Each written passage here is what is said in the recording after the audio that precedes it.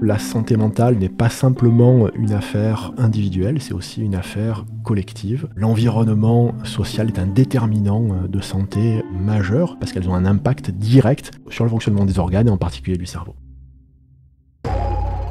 Au début de chaque journée de fouille, je pense à tout ce qu'on pourrait découvrir. Et puis finalement, je vais faire une toute autre découverte.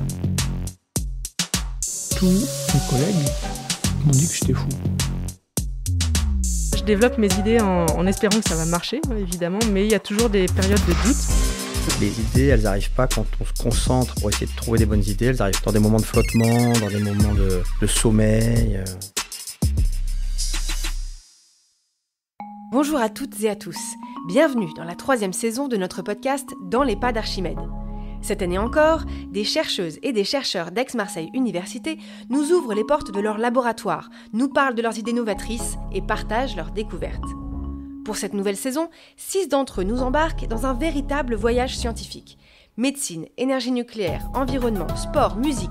Chaque épisode couvre un univers et explore un sujet. Dans celui-ci, nous recevons Eric Gage, professeur de biophysique et de médecine nucléaire, pour parler d'un projet de recherche qui interroge notre rapport collectif au stress, à la santé mentale et à l'environnement social. Saviez-vous que notre cerveau se modifie en fonction des émotions négatives qui le traversent ?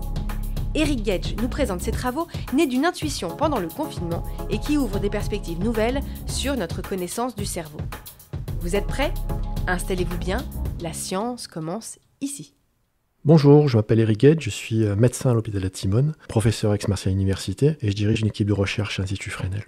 Je suis un spécialiste de la neuroimagerie fonctionnelle. Ce qui m'intéresse ne sont pas simplement les lésions visibles du cerveau, mais des altérations plus subtiles que l'on ne détecte pas forcément l'imagerie morphologique qui va plutôt renseigner sur l'anatomie du cerveau. Je m'intéresse aux maladies invisibles. J'ai par exemple travaillé sur la fibromyalgie, qui peut être qualifiée de désordre des circuits de la douleur, ou par exemple également sur la maladie de Parkinson, qui s'explique par la diminution d'une hormone dans le cerveau, et donc pas simplement par une lésion qui serait facilement détectable à l'imagerie anatomique.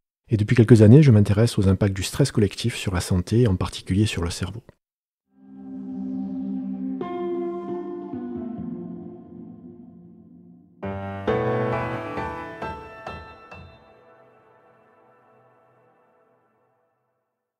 Tout a commencé pendant la pandémie de Covid-19. Certains patients se plaignaient de façon persistante de symptômes qui perduraient après la maladie et qu'ils imputaient au virus, les fameux Covid longs. À l'époque, avec mon équipe, nous avions repéré des anomalies cérébrales chez ces patients qui correspondaient effectivement à des séquelles du virus et non simplement à des troubles psychosomatiques ou aux conséquences de la sédentarité.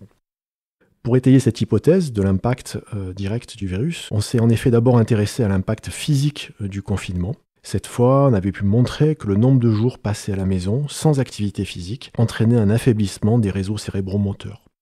On avait aussi montré que les effets étaient réversibles dès lors que le patient reprenait une activité physique, avec un profil d'atteinte cérébrale qui était bien différent du Covid long. En dépit de ces résultats, on continuait à se faire un petit peu challenger sur la dimension, cette fois non plus physique, mais psychologique du confinement, ou plus largement de la pandémie, qui aurait pu expliquer les symptômes, ou une partie des symptômes de ces Covid longs. C'est ce qui nous a motivés à étudier l'impact émotionnel des crises collectives.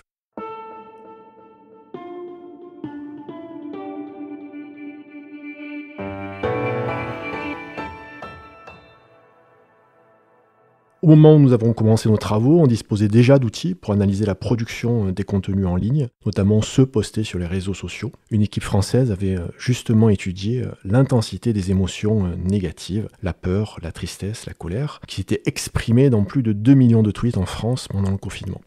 Concrètement, cette équipe avait associé un score émotionnel à chaque jour du confinement entre mars et mai 2020. Nous avons utilisé ces données qui étaient disponibles en open source. Nous les avons croisées avec des résultats d'imagerie cérébrale. Précisément, nous avons associé les scores émotionnels de chaque jour du confinement aux images cérébrales de 95 patients adultes atteints de pathologie cérébrale qui est explorée chez nous dans notre service à cette même période.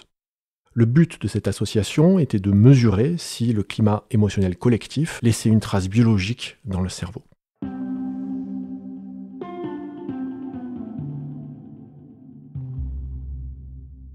Un algorithme a regardé l'ensemble du cerveau, point à point, et il a identifié les régions qui évoluaient lorsque le score émotionnel était négatif. Nous avons alors vu que les jours où les émotions collectives étaient les plus négatives, le métabolisme cérébral était dégradé chez nos patients. Ce profil cérébral était bien différent de celui du Covid long, bien différent de celui du déconditionnement physique. Notre interprétation est qu'il existe certainement un lien, un impact entre la caisse de résonance de ce qu'expriment les gens sur les réseaux sociaux et la santé mentale des personnes, en tout cas des plus vulnérables. Autrement dit, les émotions collectives ont un impact biologique mesurable. C'est la première fois que cette corrélation a été faite. C'est un message particulièrement fort en France, où on a encore parfois du mal à relier troubles psychiatriques et atteintes cérébrales. En l'occurrence, une seule grande région du cerveau était concernée. C'est une région située à l'avant, dans la partie basse du cerveau. C'est la même région qui régule les émotions et qui conditionne notre réaction à la peur. Ce résultat était donc cohérent. Il nous a rassurés sur la solidité de nos résultats. Ces résultats posent aujourd'hui de nombreuses questions de fond. Peut-on prévenir la souffrance psychique en influant sur le climat émotionnel collectif ? Est-ce que la peur, la tristesse, la colère, mais aussi l'espoir ou la solidarité peuvent façonner notre cerveau ?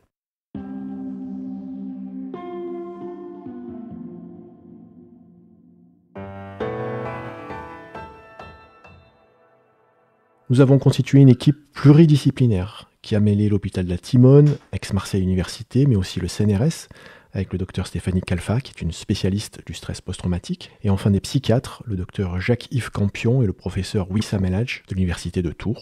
Dans mon équipe, le docteur Tatiana Horowitz, médecin spécialiste tout comme moi en neuroimagerie, et madame Fanny Barthélémy, ingénieure de recherche hospitalière, ont également assuré le lien entre les patients et la recherche. Notre conviction est qu'il faut élargir la manière de voir la santé mentale en particulier.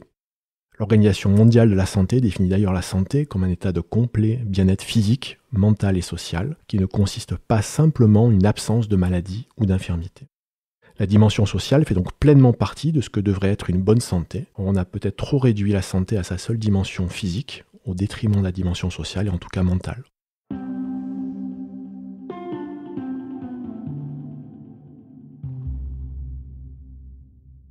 Notre étude montre que la santé mentale est plus qu'une affaire de fragilité individuelle. En ce sens, les conclusions de notre étude sont une invitation à la responsabilité collective, à la fois notre manière d'échanger entre nous et nous occuper des affaires du monde. Je pense que notre travail mettra du temps à être compris. Je crains que les gens ne retiennent que ce qui touche au côté néfaste des outils numériques. En réalité, il faut se décentrer de l'outil X ou Twitter et du sujet même peut-être de notre étude, le confinement. Si on avait pris Blue Sky ou un autre média, la guerre en Ukraine ou un autre sujet bien pesant de l'actualité, on peut parier que nous aurions eu les mêmes résultats. Et nous aurions peut-être obtenu le résultat inverse en s'intéressant aux émotions positives collectives ressenties par exemple durant les Jeux Olympiques à Paris. Il est toujours plus difficile de démontrer l'efficacité d'approches globales, d'approches holistiques sur la santé. Prenez un médicament, vous savez s'il est efficace ou non contre placebo, mais prouver qu'une meilleure qualité de vie, par exemple au travail, a un impact biologique sur la santé, c'est bien plus complexe. Notre étude est toute récente et notre discours sera peut-être combattu, on verra bien. Si j'avais un conseil à donner aux jeunes chercheuses, aux jeunes chercheurs, je leur dirais qu'il faut être curieux et suivre ses intuitions. Ce n'est pas en démontrant des évidences que vous bousculez des concepts.